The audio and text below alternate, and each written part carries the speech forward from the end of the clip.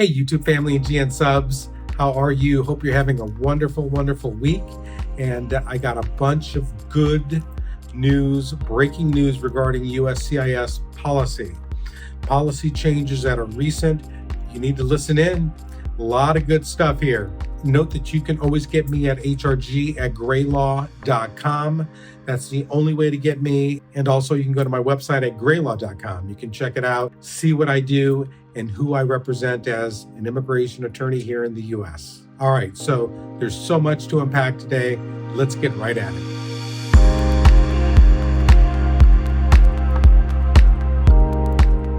All right, March 23rd, 2023. You know the COVID flexibility that allowed you additional time to respond to requests for evidence, to notice of intent to deny, notice of intent to revoke, appeals. It's over, okay? Now, really, really important, folks. Now you only have 30 days, all right? You only have 30 days. And remember what happened, they send these notices out. When you get it, you probably only have 2 weeks, 3 weeks to respond. You have to gather your evidence. You have to contact your attorney if you have an attorney or you want an attorney to respond to this immediately, all right? Because it's over. Extra time to respond, no longer available. Be vigilant. Stay on top of your case. Now, there is one tip that was in existence before this COVID flexibility, and you might want to use it. If there's an emergency or if there's an unforeseen circumstance, you can still request additional time from immigration. I put a link in the description box below. Click on it, USCIS, it explains, when you can do this. For example, if you have a health emergency, right? Or if there's a natural disaster in the state in which you're visiting that doesn't allow you to respond on time, you can actually request additional time. Most often it's granted. So there is still a mechanism to get additional time. Very limited, however, all right? Hey, so stay up to date on the responses to your request for evidence and your NOIDs, your notice of intent to revoke, etc. The time passes really quickly and you don't want to lose out on the opportunity to respond. All right, I've been talking a lot about the U visa, a lot of policy updates now with regard to filing the I-485. Once you've been approved on the U visa, 3 years later, you can file to get the green card under the U visa. You file the I-485 form. You used to file it at Vermont Service Center. Now you can only file it at Nebraska Service Center. You want to make sure you send it to the right spot. That's a new policy update as of March 20th, 2023.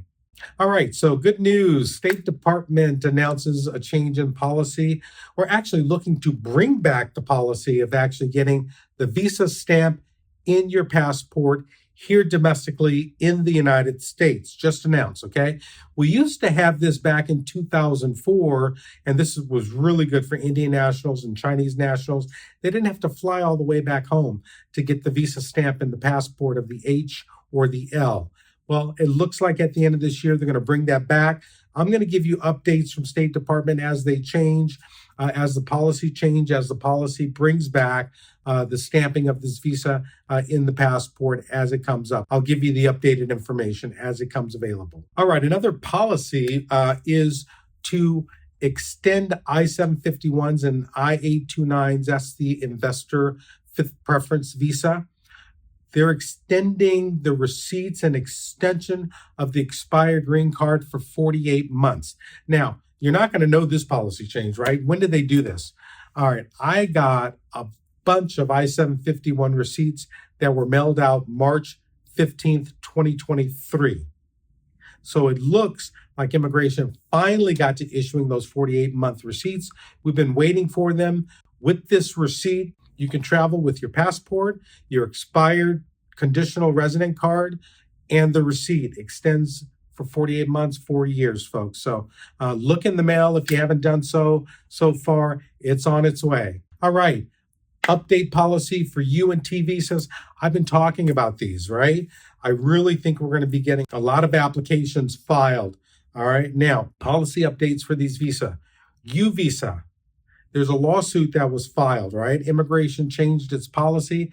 It is now considering issuing the EAD card while the U visa is pending and not issuing when it's approved. Currently, you can only get the EAD card Once the U visa is approved, they're changing the policy. File your I-765 with your U visa application. Let's see, they're going to start issuing the work authorization while the U visa is pending. Wonderful news.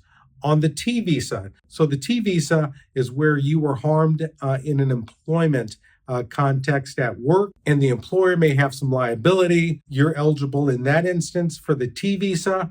Now, extended policy, they're allowing OSHA, which is a governmental organization that oversees safety and workplace conditions. They are now able to issue what's called the supplemental B form.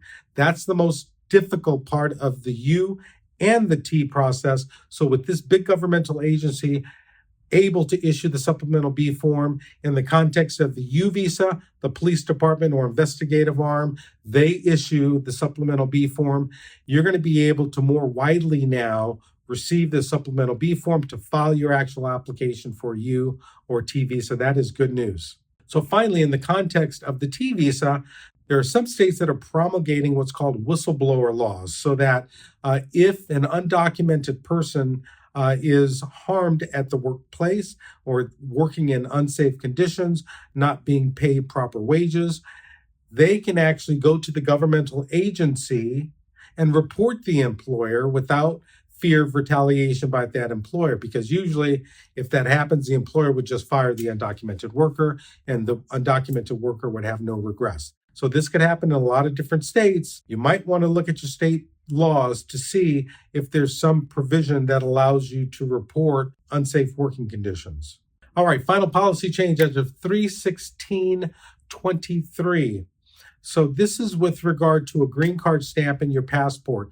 I always recommend it when you're traveling. If you have an expired, green card and you file to renew it, you file for your extension of your conditional resident card, etc.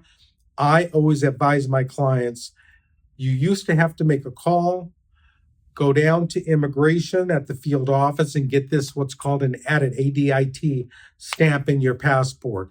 Well, new policy. USCIS, if you request by phone and the circumstances is correct on your case, they will actually mail you what's called an I-94. It's a piece of paper that will have your ADIT stamp, your I-551 green card stamp. It will have the photo that's uploaded in the USCIS computer. So you're able to have that mailed to your home address without having to go to an appointment at USCIS. So when you're calling USCIS and you're requesting a green card ADIT stamp, it may be mailed to you. You can ask them, hey, can this be mailed to me? Field office will get it, make the I-94 and mail it to you. That is good news. All right, YouTube family and GN subs, thank you so much for watching GrayLaw TV. Please leave a question in the comment section. I answer all of them for our GN subs. Go to my playlist. They are awesome. A lot of good content. You can learn a lot for free by going to the playlist, all right? Thank you, and we'll see you next time.